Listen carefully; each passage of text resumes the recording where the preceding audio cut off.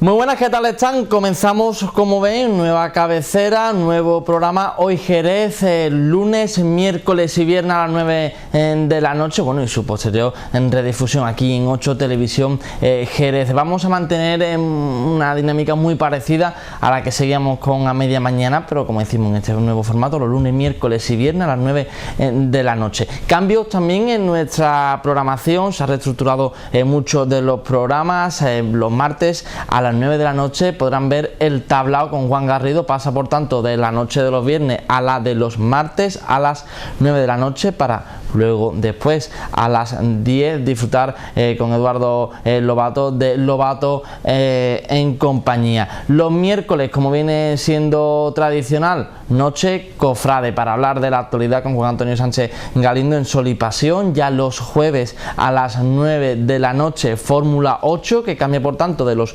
viernes, se adelanta al jueves a las 9 de la noche, y los viernes a las 10, nuevo programa que ya pudimos disfrutar la semana pasada de él, para comer la mar de bueno. Vamos a ir recorriendo los restaurantes de la zona, de la provincia, los viernes a las 10 de la noche. Y nosotros ya aquí en Hoy Jerez vamos a entrar en materia de lo que ocurre en nuestra ciudad, y bueno, como veníamos haciendo con A Media Mañana durante toda la provincia, también en nuestra comunidad autónoma, vamos a recorrer lo que ocurre en ámbitos político, social, económico. Y desde hoy, desde este día de lunes, ya se ha reabierto el Palacio de Villavicencio en el Alcázar. Poco a poco se va retomando la actividad en nuestra ciudad tras este confinamiento, estos meses de verano, bueno, mientras que la pandemia y la COVID así lo permita. Coincide también con esta reapertura con la exposición que se estaba retomando, aportación de la mujer a la historia, del artista jerezano Francisco López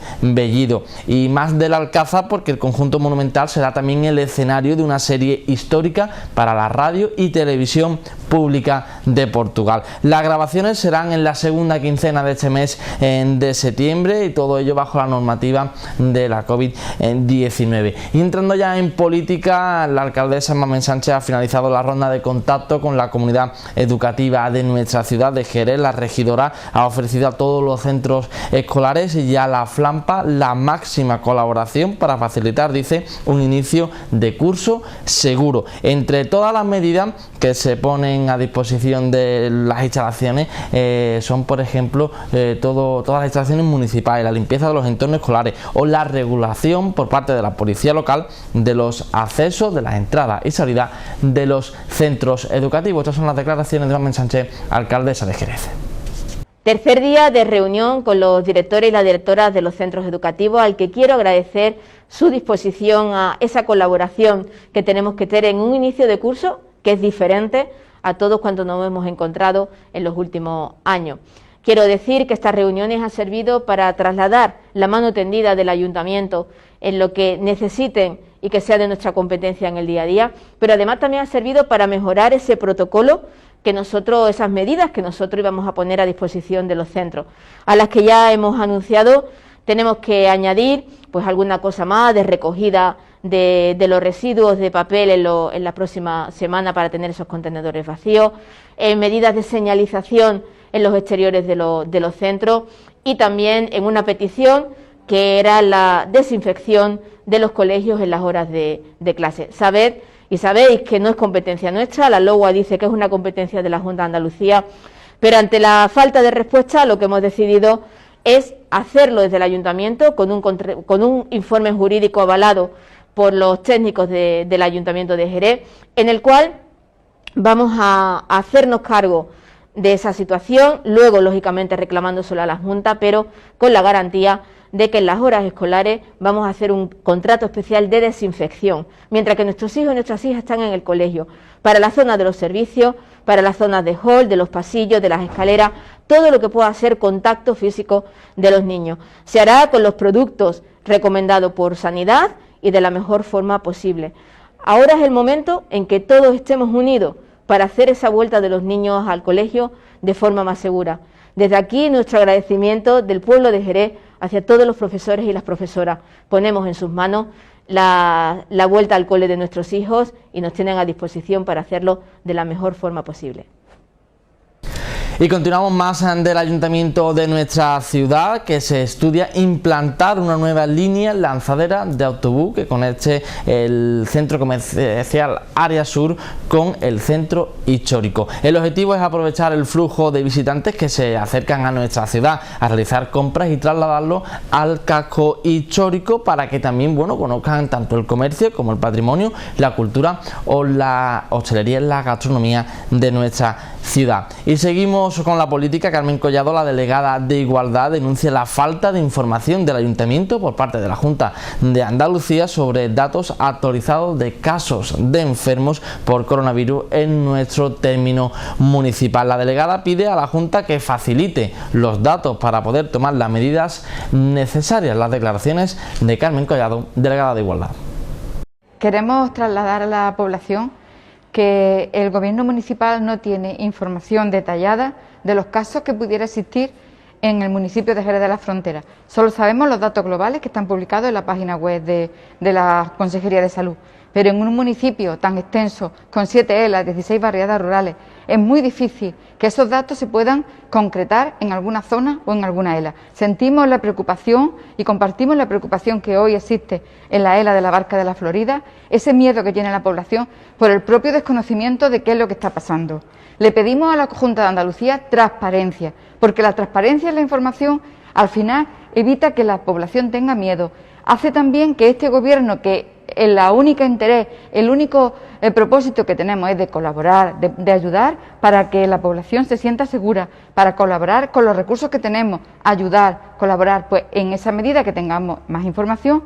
Y no le pedimos datos de personas, porque sabemos que eso no podemos pedirlo ni tampoco se nos puede facilitar, pero sí que puede haber otras fórmulas, como por ejemplo que nos faciliten datos de zona básica de salud. Jerez tiene 8 zonas básicas de salud, o bien que nos faciliten los datos desagregados por las ELA, por la zona rural, por la zona urbana. De esa manera tendríamos esa información tan necesaria y podríamos ayudar y colaborar para que la población esté más tranquila y del mismo modo evitar también que estos brotes se produzcan y cortarlos lo antes posible. Seguimos con nuestra ciudad. El gobierno local insta a Jerez UTE al cumplimiento del convenio. Jerez UTE, la empresa concesionaria de limpieza de nuestra ciudad, desde el consistorio, como decimos, señalan que han tomado nota de la problemática que existe en cuanto a la aplicación del convenio y piden a la concesionaria que se cumpla. Y ahora abrimos la página cultural porque ya hay una nueva entrega de flamenco en la azotea. En esta ocasión, desde una azotea del barrio de San Miguel, suenan seguirilla por parte de Manuel de Cantarote y Manuel Jero.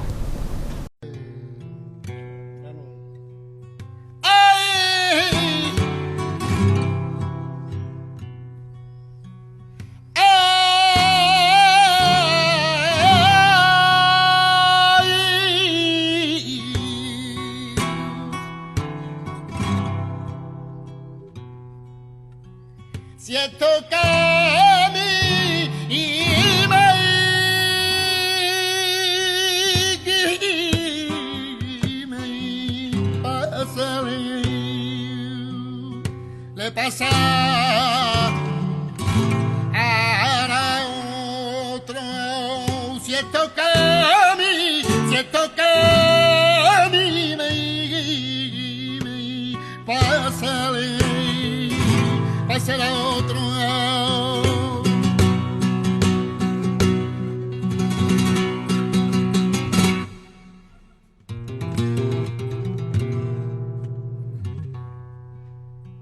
Siento, mamaito,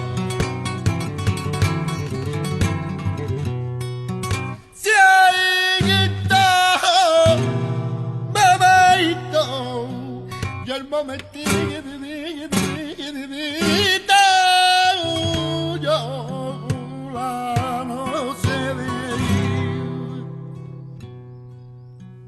devolverme loco. Si esto cami y me pasa y le pasa al otro.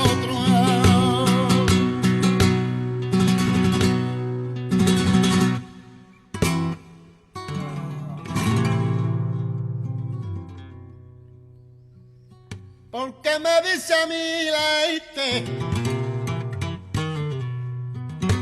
porque me dice a mí Leite,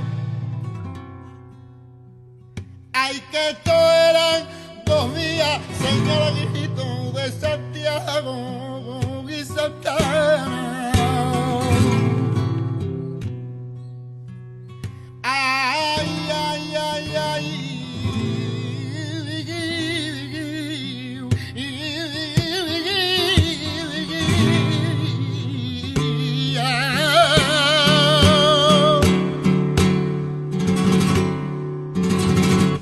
De Santiago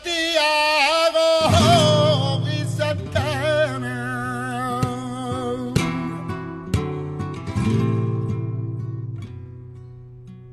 Yo le juré y a mi Dios que me aliviara y esta buque y guiara a mi madre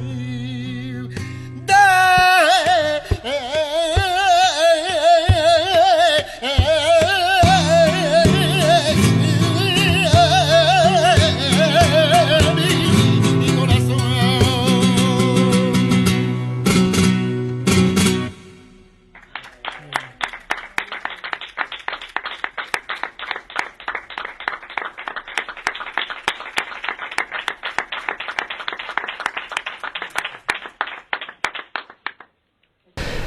Bueno, y continuamos aquí en Hoy Jerez, una propuesta literaria. Vamos a hablar ahora con Mar Gallego, escritora de un libro que cuanto menos es curioso. Se llama Como vaya yo y lo encuentre, feminismo andaluz y otras prendas que tú no verás. Como decimos, ya tenemos contacto con Mar Gallego. Muy buenas, ¿qué tal? Hola, ¿qué tal? ¿Cómo estáis? Bueno, cuanto menos curioso, ¿verdad? Este título, además de ser una frase típica andaluza de nuestra tierra, como vaya yo y lo encuentre, también mucho de nuestras madres.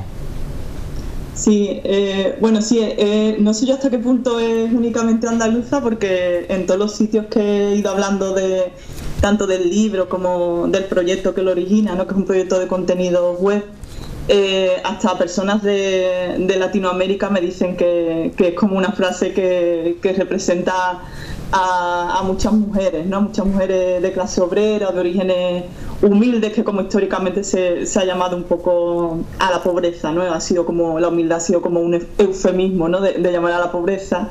Y sí, que yo quería rescatar una frase conocida por mucha gente, que fuera algo que todo el mundo le sonara, porque el libro habla un poco de todas esas cosas que no vemos, ¿no? Que ni siquiera se ven dentro de algunos feminismos, porque también se hacen desde unos territorios de manera muy hegemónica, que no ven las diferencias, ¿no? Quizá que existe entre los territorios, entre las mujeres y las culturas.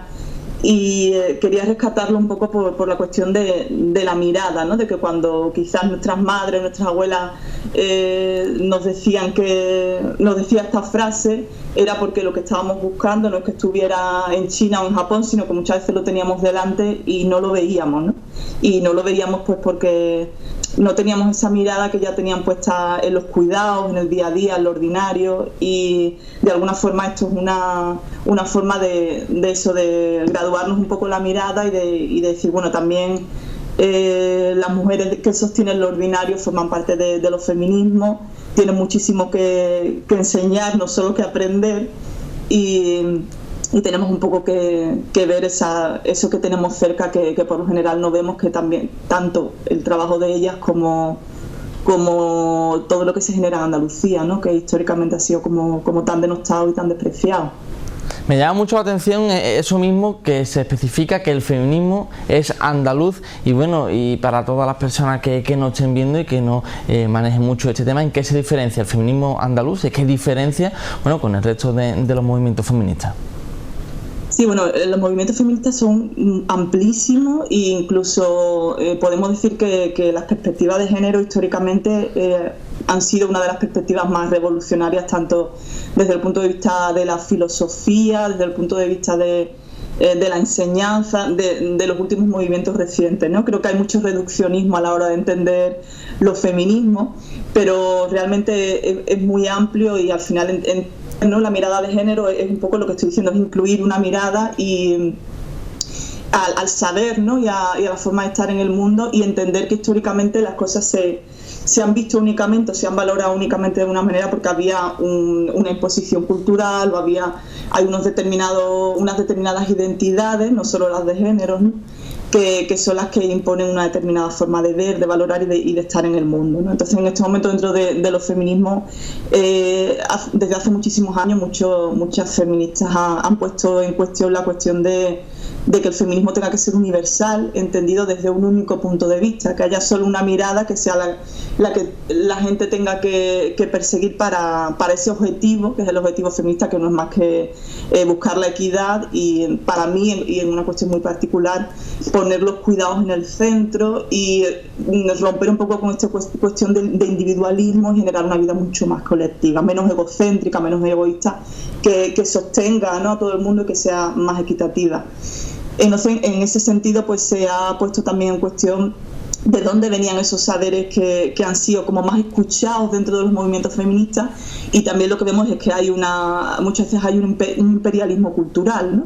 Que nosotras muchas veces leemos a mujeres de contextos muy diferentes a los nuestros, de clases sociales muy diferentes a las nuestras, y que sabemos más de feministas francesas, estadounidenses o de otros contextos que de las nuestras propias, o que incluso hemos escuchado más a ellas y no hemos puesto en valor los propios saberes. Entonces, cuando yo empiezo a hablar de feminismo andaluz, lo que intento hacer es un elogio un poco a las diferencias, no verlo como algo negativo, sino entender que las diferencias culturales son riqueza, y que lo que nos dicen es que la diversidad es importante, ¿no? Porque si no reconocemos que hay diferentes escuelas, hay diferentes formas de criarnos, que nosotras o nosotros en nuestro propio contexto de nuestras casas, en el propio contexto de nuestros patios, ¿no?, de la cultura que vivimos en Andalucía de la calle, tenemos un saber, siempre vamos a tener la sensación de que tenemos que aprender pero de otras culturas, pero nunca que tenemos que enseñar. Entonces, este libro lo que intenta recoger es toda esa sabiduría, entender por cultural, en este caso, lo que las mujeres pobres andaluzas han hecho, y desde nuestras propias diferencias, entendiendo las diferencias urbanísticas, las diferencias culturales. Ya, por ejemplo, un ejemplo muy claro es, por ejemplo, la cuestión de los patios de vecinas, ¿no? Los patios de vecinas, que son algo típico andaluz, dan lugar a una cosmovisión totalmente diferente, una forma diferente de entender el mundo, de entender los cuidados de manera colectiva. Esa relación que se establecía entre las vecinas era muy importante para un mundo donde tenías que compartir esos cuidados, esa miradita que te echaban, ¿no? Tengo que cuidar, pero tú me miras. Esas son cuestiones que implican resistencia a un sistema que también te está oprimiendo, y buscas un poco en tus vecinas, ¿no?, como ese apoyo. Y a mí me parece que eso también es una cuestión política, que se ha infantilizado porque eran las mujeres pobres andaluzas las que lo hacían, pero que tienen todo el saber político y todo el saber de la persona que busca ayuda porque la necesita, ¿no? Bueno, yo creo que también todo esto es gracias también a tu mirada periodística, ¿no? Porque lo que intenta es un poco eso, aunar las historias, lo que ocurre con las mujeres de aquí, ¿no?, de nuestra tierra, de la provincia, porque siempre, como has comentado, tendemos a mirar a grandes nombres, a grandes feministas de España o del resto del mundo, pero nos olvidamos que, bueno, que aquí también hay muchas historias que contar, cerquita de nuestra casa, ¿no?, en el portal de al lado, arriba, la vecina de arriba, de abajo, y yo creo que eso es lo que intenta un poco aunar en este libro, ¿no? Sí, es un poco poner en cuestión los saberes y entender poner en cuestión más la jerarquía de los saberes, ¿no? Y entender que, pues sí, que una persona con esa formación académica tiene cosas que aportar, obviamente, y esto es algo que creo que aceptamos todo el mundo, pero poner al mismo nivel esos otros saberes que no son considerados académicos desde la academia, que son los saberes de las personas que pertenecen al orden del ordinario, ¿no? O sea, que no tienen un nombre desde lo público, pero que al final son quienes hacen un trabajo de poner el cuerpo día tras día tras día, ¿no? Es como, yo tengo un poco la sensación también de poner en cuestión el cómo se ha construido históricamente la historia, ¿no? Porque la historia que hemos estudiado, la historia oficial de los libros de texto, siempre nos hablan heroicidades, ¿no? De las batallas, de todo esto que muchas veces es excepcional, ¿no? Hay una frase que escuché hace poco que decía: salva una vida a lo largo de tu vida, serás un héroe; salva muchísimas vidas a lo largo de tu vida y serás una enfermera, ¿no?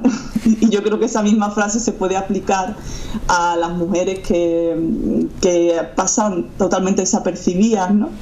Y que al final son quienes están construyendo colectividad y son quienes nos dan presencia, que creo que esto es muy importante, porque históricamente el saber se ha construido siempre ajeno al cuerpo. Parece que quien pone presencia no es valorada desde el punto de vista del saber, y siempre la historia y el conocimiento se ha valorado desde la palabra, ¿no? Lo político tiene que ver con la palabra, y esto me parece muy injusto, y es algo que también se pone muy en cuestión el libro de cómo bajo este prisma siempre vamos a estar escuchando eso, las políticas, los políticos hablando, bla, bla, bla, bla, bla, bla, y lo valoramos muchísimo, pero al final las personas que ponen el cuerpo día a día, que ponen presencia, que están 24 horas, no solo unos minutos, 24 horas trabajando desde la base, pues no son escuchadas, ¿no? Y cuando es lo que dices, ¿no? Ya no se trata de leer únicamente a teóricas o a personas que nos han aportado mucho, y yo creo que eso está claro, y no es una cuestión de que se desprecie, sino que se ponga en cuestión, que eso sea lo único que nos tenga que enseñar, y que pongamos la mirada en eso, en el barrio, en la vecina que tengo al lado, en las personas que de alguna forma nunca he valorado, ¿no? Y preguntarte por qué nunca las he valorado, ¿no? Y qué es lo que me lleva a no verlas. Cuando muchas veces las propias frases que las mujeres populares dicen luego se cogen desde los elementos teóricos y se explican con muchas más palabras, y están diciendo exactamente lo mismo que ellas dicen, ¿no? Yo siempre pongo el ejemplo de esta frase muy de mujeres andalusas, que ha pasado a la muchacha lo que no está en los escritos, ¿no?